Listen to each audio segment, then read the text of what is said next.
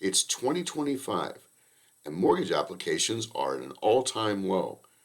Building permits are down. In fact, they're way down. But how does that affect you and your opportunity to buy or sell in this real estate market? Today, in this video, we're going to take a deep dive into this topic. We'll look into the mortgage applications, building permits, supply and demand, housing inventory, and your opportunity to benefit in this market.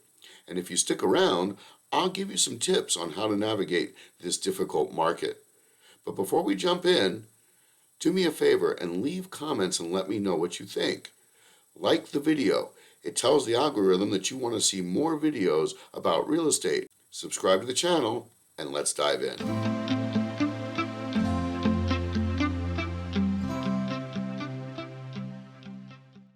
Part 1. Mortgage applications.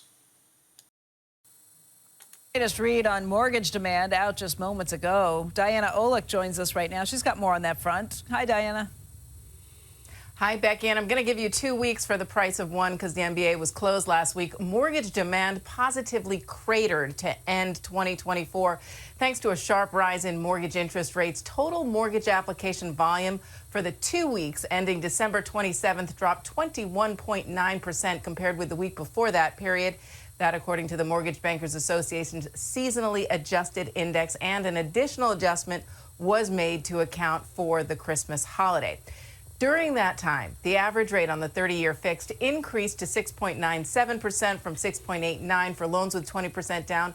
Rates were 21 basis points higher than they were the year before, and that's a big change because they had been lower on an annual comparison for much of 2024. Applications to refinance a home loan, which are most sensitive, of course, to interest rate moves, fell 36% from 2 weeks before and were 10% higher than the same week a year ago. Applications for a mortgage to buy a home fell 13% during the 2 weeks and were 17% lower than this same period 1 year ago. While December is typically the slowest month of the year for home sales, these numbers again are seasonally adjusted, and that annual comparison is showing considerable weakness. There are more homes on the market now than there were last year at this time, but many of those homes have been sitting for months due to higher prices and, again, these higher mortgage rates. This read on rates is an average for the week, and it's a bit messy with that 2 week read again. A separate survey from Mortgage News Daily has the 30-year fixed rate now over 7%. There will likely still be plenty of volatility in the rates today due to the holiday yesterday, but the trajectory appears now to be higher. Back to you guys. Actually, since she's made that video, mortgage applications have fallen to almost 60% down year over year. But interest rates have also come down. They're down to 6.875 and a half a point. So obviously, it's not just the interest rates that drives mortgage applications. That's a myth. It's part of the puzzle, but it's not all of it. So what's going on? Well, one thing that's going on is political instability. When there's volatility in the world, people aren't thinking about buying or selling homes. The other issue that's happening is when you can't afford a tank of gas or a carton of eggs, you kind of hold back and hunker down. And people are waiting to see what's going to happen with the economy before they jump in and buy. Interest rates would have to take a sharp dive in order to drive buyers into the market at this point in time. The other thing that she said that's just not true is the seasonal adjustment. People don't wait for the seasonal adjustments anymore. If rates went down to 4% today, the housing market would soar. Part 2. Building permits. Speaking of, Rick Santelli standing by at the CME in Chicago with some breaking housing data. Hey, Rick.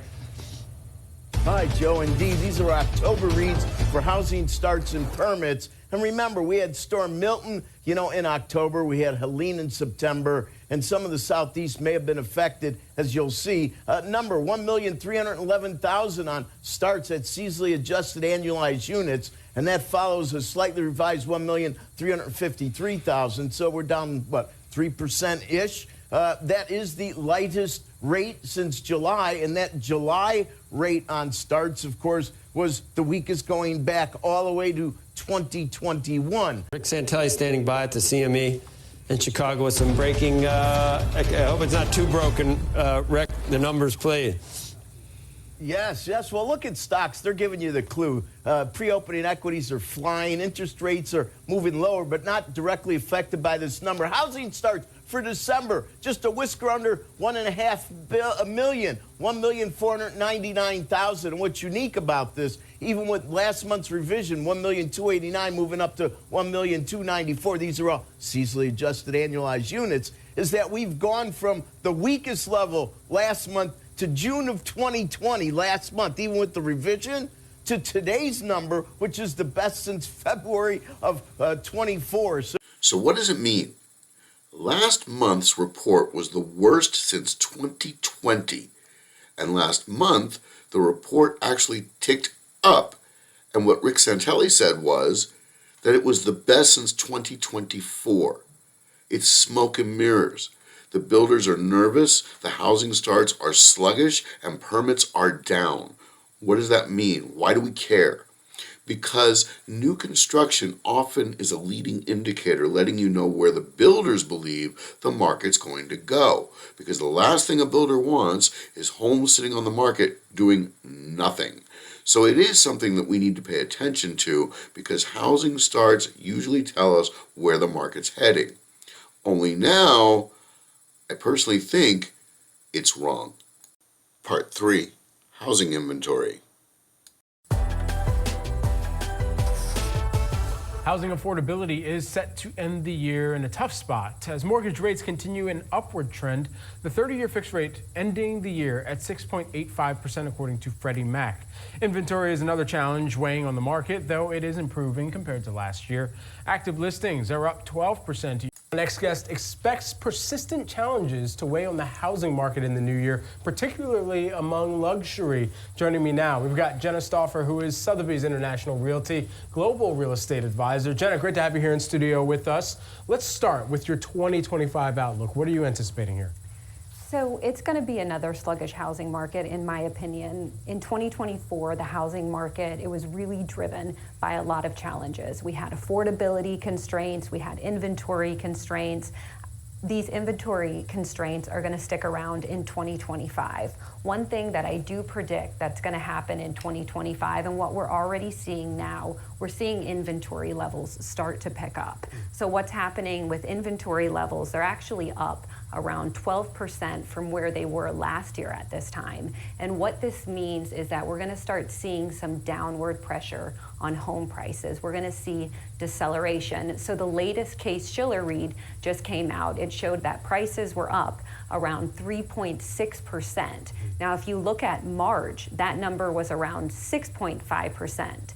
So you're seeing that more modest pace of appreciation. And I think that that's something that we're really going to see in 2025. Okay, so if buying a home was on my 2025 to-do list, on my vision board, what's some advice that you would give me, my friends, who have all been talking about buying a home?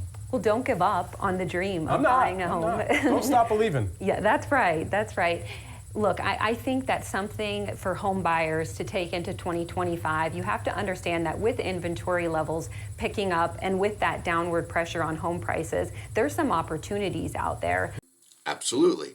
And that's exactly the point of this video. The inventory is increasing. And the more it increases, the more it will increase. Why? Because the sellers are watching the market and they're seeing more and more houses coming out on the market. And this feeling of, I'm going to miss the real estate market, sellers are putting their houses on the market, and it's a self-fulfilling prophecy. However, she did say that according to Case-Shiller, the prices are still up. They're just not up as much. And there will be a decline in the price. We just don't know how much. So prices are slowing, and time on the market is increasing. That is the classic indicator of a turning market. Part 4, supply and demand. And there's the key. Supply and demand. Economics 101. And in residential real estate, it absolutely is the prime driving force behind the market. How do I know? Because interest rates is never the end-all be-all to a market. This constant obsession from the so-called experts, well, interest rates are high. Interest rates in the low sevens and high sixes historically are actually low. Prices being high combined with interest rates is what's causing the stickiness that we've been feeling. But the interest rates have been hovering between the mid sixes to the mid sevens for about the last 4 years, with one peak to the 8%, and it hasn't changed the buyer or the seller behavior. What's happening is the more homes that go on the market, the longer they stay on the market, and the more buyers are staying on the sideline, the more it's becoming a buyer's market. And that's the opportunity. Part 5, Opportunity. There are always opportunities in a real estate market. You just have to know where to find them. For the buyer who's looking to get into this market, the opportunity couldn't be better, because the more the inventory increases and the longer the homes stay on the market, the lower the prices will be and the more willing the seller will be to negotiate. So your opportunity as a buyer is that you could get a better deal on the house you've been looking for, especially with all these buyers sitting on the sideline.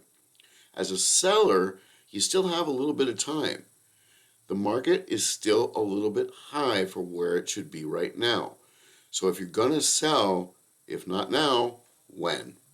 So in conclusion, the real estate market is dependent more upon supply and demand than it is upon interest rates.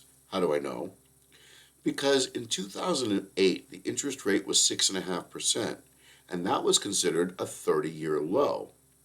In 1979, interest rates were 19%, and people were still buying and selling real estate. So while interest rates are important, the supply and demand curve is more important. So what's the opportunity, and how do you take advantage of it? And what are my tips?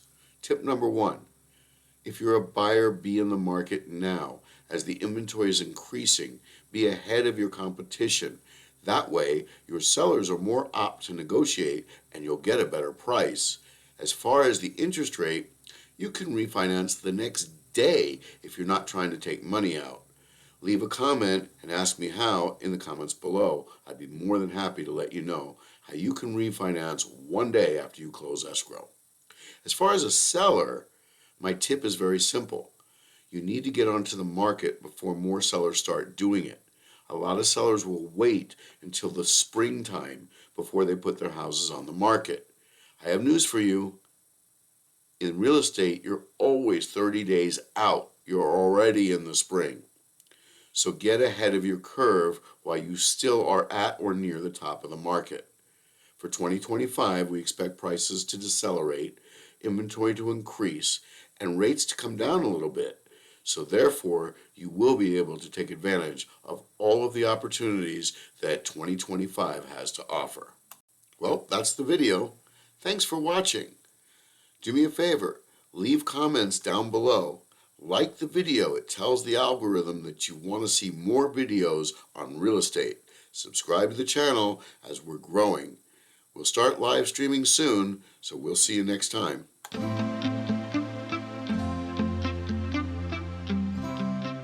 I'm Michael Barish with the Barish Group. Click here for more videos in residential real estate.